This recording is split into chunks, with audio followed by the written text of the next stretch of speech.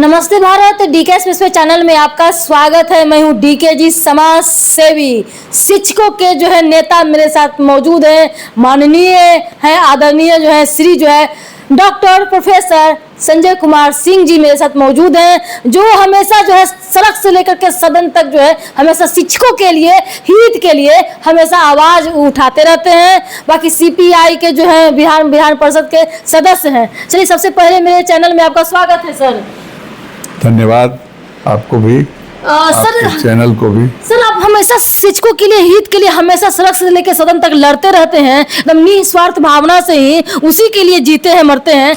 तो एग्जाम चलते आ रहे हैं, तो जो नियमावली के तहत में जल्द से जल्द जो है बच्चों का रिजल्ट चाहिए, उसमें देख रहे हैं कि शिक्षकों की परेशानी हो रही है, टीएडी की परेशानी हो रही है कि अगर यूनिवर्सिटी होती है, उसमें 2-3 जिले अगर आते हैं तो अलग जिले का अलग में दे देते हैं उस एरिया को लेकर के। उसमें अगर भत्ता मिलने की बात आती है तो नहीं मिल पाते। इन तमाम बातों के लिए जो है क्या कुछ कहिएगा? इस तरह से जो है नहीं मिल पाना, इधर से ट्रांसफर पोस्टिंग को लेकर के भी मुद्दे आ रहे हैं, क्या कहेंगे इस पर? देखिए, अभी आज हम महामहिम कुलाधिपति जी से 4:50 में हम समय मांगे थे, उन्होंने दिया और हम जाकर मिले हैं। बिहार यूनिवर्सिटी, इसका हेडक्वार्टर मुजफ्फरपुर में है, वहाँ सेंट्रलाइज इवेल्युएशन चल रहे हैं 4th सेमेस्टर के। और बिहार यूनिवर्सिटी के अंतर्गत 6 जिले के शिक्षण संस्थान आते हैं। पश्चिमी चंपारण से लेके हाजीपुर जिला, मतलब नेपाल के बॉर्डर से लेकर राघोपुर के गंगदियारा तक बिहार यूनिवर्सिटी का क्षेत्र है, वैशाली भी आता है। और पूरे विश्वविद्यालय के जो शिक्षण संस्थान है उसके शिक्षक को इवैल्यूएशन में एग्जामिनर बनाती है विश्वविद्यालय। लेकिन आज तक बाहर के शिक्षक जब इवैल्यूएशन करने आएंगे तो उनको तो टीएडीए वोल्टेज देना ही है, देना पड़ेगा। लेकिन विश्वविद्यालय के इतिहास में पहली घटना है, अकेली घटना है पूरे राज्य में कि बिहार विश्वविद्यालय अभी जो इवैल्यूएशन 4th सेमेस्टर का करवा रही है उसमें एग्जामिनर को टीएडीए वोल्टेज नहीं दे रही है और कह रही है कि जो हम एग्जामिनेशन फी लेते हैं वह कम पड़ता है, इसलिए हम टीएडीए वोल्टेज नहीं देंगे। लेकिन वहीं पर यूएमआई के माध्यम से जो पोर्टल प्राइवेट एजेंसी से खरीदा जाता है उसमें करोड़ों खर्च किए जा रहे हैं। बड़ा हिस्सा इस एग्जामिनेशन फी का जो कलेक्शन होता है उसका हिस्सा उसमें दे दिया जाता है, क्योंकि उसमें बहुत तरह की बातें हैं। और शिक्षकों को, परीक्षकों को, उनको टीएडीए वोल्टेज देने के लिए पैसा नहीं है। जबकि राजभवन का निर्देश है, सभी विश्वविद्यालयों में समर्थ पोर्टल खुल गया, उसी से निर्देश है कि सारे काम होंगे।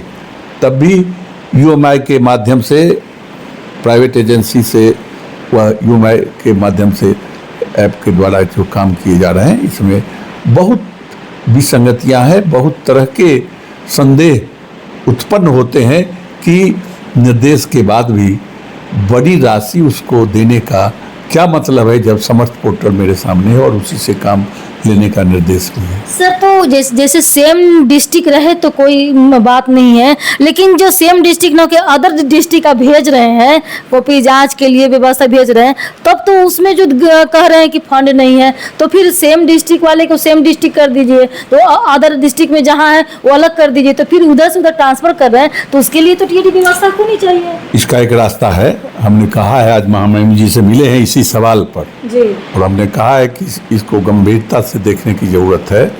शिक्षक को डराकर इवैल्यूएशन में भाग लेने के लिए बाध्य किया जा रहा है और टीएडीए वोल्टेज से वंचित रखा जा रहा है। अगर टीएडीए वोल्टेज नहीं देना है तो पहले भी ऐसी व्यवस्था थी कि एग्जामिनर के घर पर कॉपी भेजी जाती थी, घर से देखकर वो उसको समय सीमा भी निर्धारित कर दिया जाता था कि इतने दिनों में आपको कॉपी मूल्यांकन करके यूनिवर्सिटी को लौटा देना है। तो वही व्यवस्था कर दे, या सभी जिलों में 6 जिला हैं बिहार यूनिवर्सिटी के अंतर्गत, 6 जिलों में इवैल्यूएशन सेंटर बना दें। उस जिले के सभी शिक्षक वहीं अपना कॉपी मूल्यांकन करेंगे और फिर अपने घर लौटेंगे। तो टीए वोल्टेज नहीं भी देंगे तो काम चलेगा। लेकिन आप बेतिया से किसी टीचर को मुजफ्फरपुर बुलाकर और इधर राघोपुर से किसी टीचर को मुजफ्फरपुर बुलाकर आप मूल्यांकन कराएंगे तो आएगा, जाएगा, वहाँ ठहरेगा, खाना खाएगा, तो टीए वोल्टेज नहीं दीजिएगा। यह तो प्रशासनिक मनमानापन है, डिक्टेटरशिप है जी।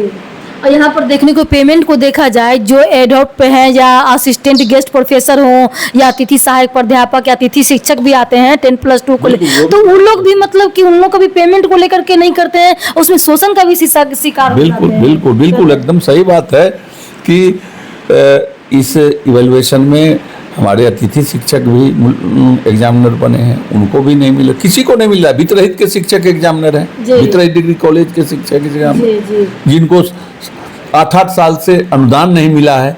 और आप समझ सकती हैं कि कैसे वह टीचर जब टीए वोल्टेज नहीं मिल रहा है तो अपने पॉकेट का पैसा किस रूप में लगाकर वह मूल्यांकन कर रहा होगा। तो भूखे पेट मूल्यांकन करने के लिए विश्वविद्यालय प्रशासन बाध्य कर रही है। यह दुखद है। और हमने आज राजभवन जाकर महामहिम को यही पीड़ा बताई है शिक्षकों की। तो हमने कहा है कि निश्चित रूप से आप निर्देश दें कि हमारे इन शिक्षकों को टीए वोल्टेज मिले। बहुत बहुत धन्यवाद सर। देख रहे हैं दोस्तों की तमाम बातों के लिए जो है हमेशा जो है अथक प्रयास करते थे। हर छोटी छोटी बारीकी जो समस्याएं शिक्षकों के लिए होती है वो हमेशा जो है मुद्दे को लेकर के जो है विधानसभा में लेकर के लड़ते रहते, विधान परिषद में लड़ते रहते क्वेश्चन को लेकर, क्योंकि शून्यकाल के भी ये मतलब कि अध्यक्ष हैं। और दूसरी बात है कि महामहिम से भी हमेशा जो वार्तालाप करते रहते हैं। अभी देखी होंगे कि 17 तारीख के बारे में बता रहे थे सर कि 17 तारीख को जो माननीय मुख्यमंत्री के पास भी जो है सब टीम के साथ में जा करके वहां पर बातों को रखे हैं। अब क्या निर्णय लेता है आप लोग के लिए मानसून सत्र क्या बाहर लेके आता है, आगे एपिसोड में देखिएगा। तब तक के लिए जय हिंद, जय भारत। देखते रहिए DK लाइक शेयर सब्सक्राइब करें, तो फॉलो करें।